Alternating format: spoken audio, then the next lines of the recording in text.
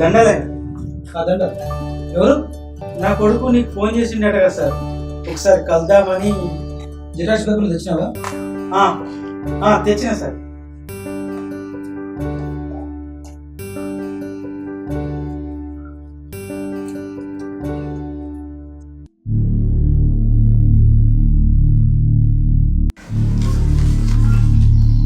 సరే కానీ పైసలు తెచ్చినావా?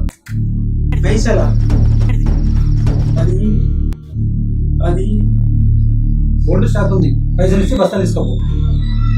మంచి విత్తనాలేనా అయ్యా?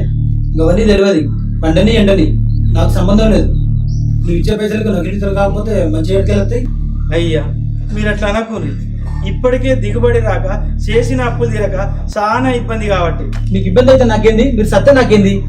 అయ్యో అట్లా అనకుండా అయ్యా, మీ దండం పెడతానయ్యా, మీ కాళ్ళు పట్టుకుంటాయా. ఈసారి అయితే కొంచెం ఇయ్యండి అయ్యా.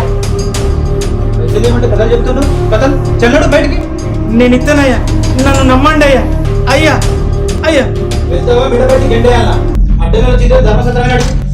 అయ్యా అయ్యా వద్దయ్యా వద్దయ్యా అయ్యా అయ్యా అయ్యా వద్దయ్యా వద్దయ్యా.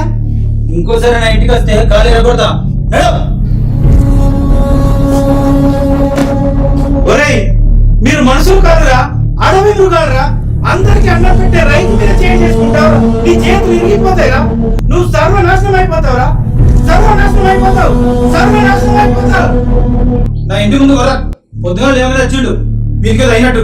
ఒరేయ్ మట్టి కొట్టుకుపోతారా, మట్టి కొట్టుకుపోతారు. మా ఉసురు మా గోస తలిగి లేవకుండా అయిపోతారా, లేవకుండా అయిపోతారు. మా పేదల పైసలు తిని పందికొక్కు లెక్క బలిసిరు. మీ బతుకులు చేయడా.